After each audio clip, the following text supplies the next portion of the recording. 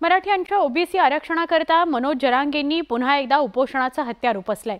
उपोषणाच्या दुसऱ्या दिवशी जरांगेंनी पुन्हा एकदा सरकारला इशारा दिल्याचं दिसलं, तर त्याच वेळी काही दिवसांपूर्वी जरांगेंना पाठिंबा देणारे माजी खासदार हरिभाऊ राठोड यांनी मात्र मराठ्यांच्या ओबीसी आरक्षणाच्या मुद्द्यावरून जरांगेंसह भुजबळ आणि मुख्यमंत्र्यांना सुद्धा लक्ष्य केल्याचं दिसलं।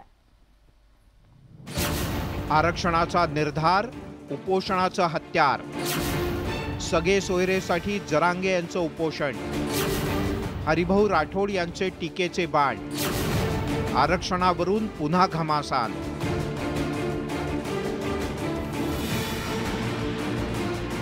सगळे सोयरे अधिसूचनेचं कायद्यात रूपांतर करण्यासाठी मनोज जरांगे चांगलेच आक्रमक झालेत।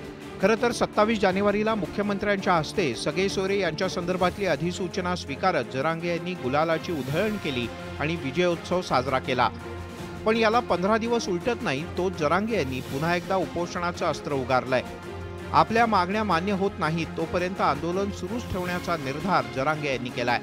पण जरांगे यांच्या या भूमिकेमुळे सरकार कोंडीत सापडण्याची शक्यता आहे। विशेष अधिवेशन बोलवा, कॅबिनेटला ते अधिकार आहेत विशेष अधिवेशन बोलवायचे।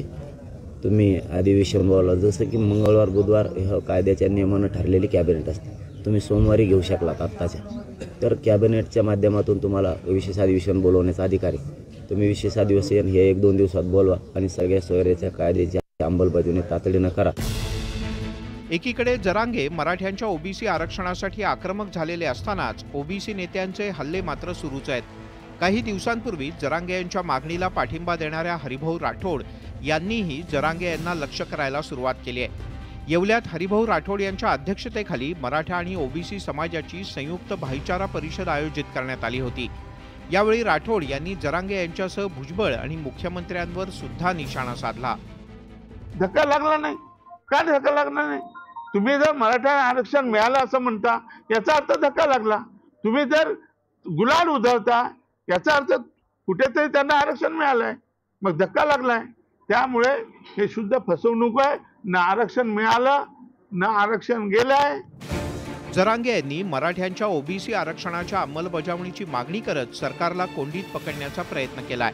पण त्याच वेळेला एकमेकांची मतभेद असणारे ओबीसी नेते स्वतंत्रपणे जरांगे यांना लक्ष्य करत असल्याचं दिसतंय। त्यामुळे राज्यात पुन्हा एकदा जरांगे विरुद्ध ओबीसी नेते असा संघर्ष सुरू होतोय। हा तिढा सोडवायचा पेच सरकार समोर आहे। आता सरकार यावर कशा पद्धतीनं तोडगा काढतं हे पाहणं महत्त्वाचं आहे।